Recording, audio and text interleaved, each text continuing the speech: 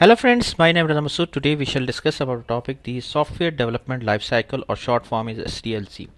Friend, today's topic is very interesting and very important with respect to the concept of software development, especially if you are studying the software development in university, or you are planning to join any organization as a software developer. So this is a very important topic, and you must have to know about the concept and the behavior of software development lifecycle. So let's start. Friend, first of all, I would request to please subscribe to my YouTube channel and click on the bell option as well, so that my new videos can reach to you. So let's start. Software development cycle, or the short form is SDLC. Friend, whenever we are implementing any software project, so we need a process. Basically, process means that how will you do the software development. Okay, for example, you have to develop a e-commerce solution, let's suppose. So what are the process to develop the e-commerce solution?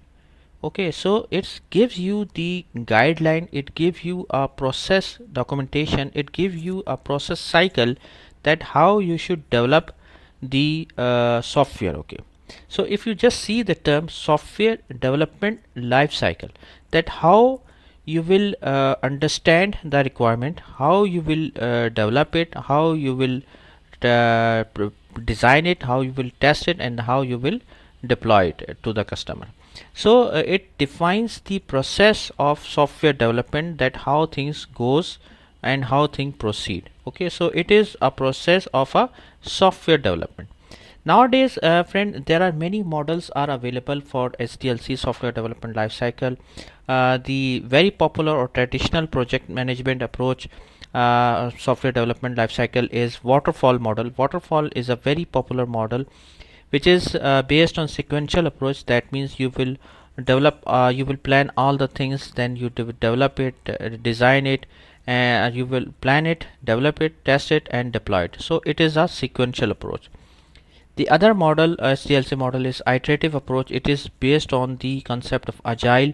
Agile means that you not deliver all the tasks to the customer, you deliver it in the chunks, which is called as a sprint approach as well, in which you deliver the task to the customer in an iterative approach, like one by one, you divide the project into multiple chunks and you deliver the task to the customer in a chunk wise. Then any other model like spiral model, V model, Big Bang model. So there are many models nowadays available for the software development life cycle.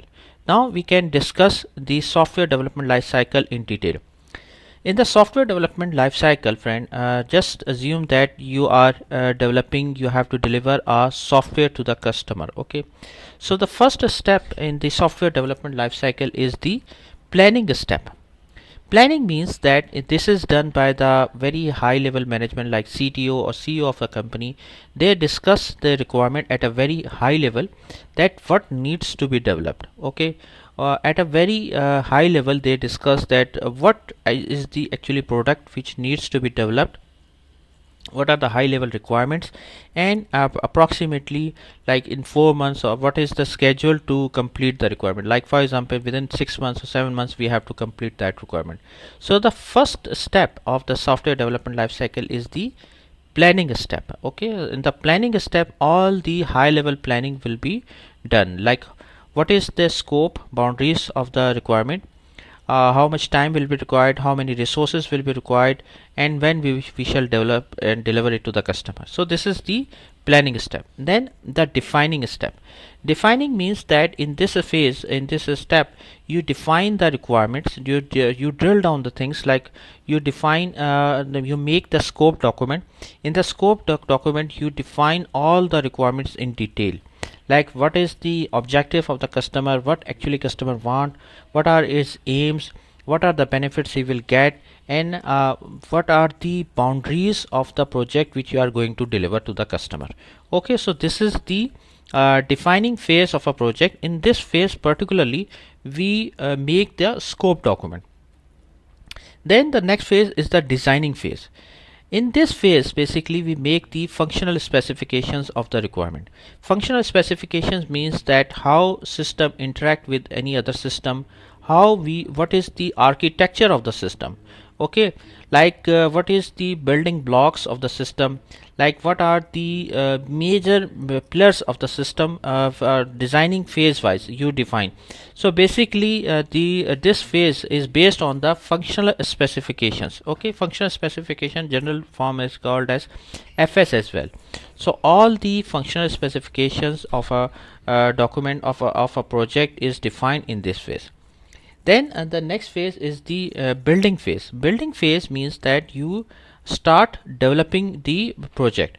That means once the scope has been finalized, once the functional specifications has been finalized, then we shall start the building of a project. Building means that you start developing the project, like you involve the software developers, software engineers, they will start coding the project. Okay, you have to define as per the functional specifications you deliver, give the functional specification document to the customer, to the developers, they will start developing and coding as per the functional specification. You must have to know that what are the modules specific to the functional specifications which needs to be developed. Okay, so this is the development phase, building means. Then the next phase is the testing phase. Testing phase means that after once the development has been completed, you will start testing the developed modules. In this phase, the quality assurance engineers from vendor side will involve. They, as per the scope document, they judge that either you have the developed the module correctly or not. Then after QA phase, the UAT or user acceptance test phase will held. In this phase, the customer side will involve. They will judge, they will test that whether the modules which has been developed are as per their requirement or not. If there is any bug fixing is required, so this bug fixing will be done by the vendor side. They will communicate it to the vendor that these are the changes, these are the bugs identified in the application which needs to be properly fixed. If as per the scope document these are the bugs, so we have to fix it accordingly. Then the last phase is the deployment phase. In the deployment phase, the deployment engineer, production engineers, they will involve. Okay, and from the QA team, they will receive the build which needs to be deployed on the production environment. So production engineers are responsible. They make the release notes, like they mention in the release notes that what actually the build they have received, what is the functionality, and how they will deploy it on the production deployment. So production engineers basically they deploy the release on the production environment and they deliver it to the customer. So this is the overall SDLC software development life cycle. So thank you friend, thanks a lot for watching the video. I hope you like this video. If you like, please share it with your friends and colleagues, and thanks for watching the video. Thank you.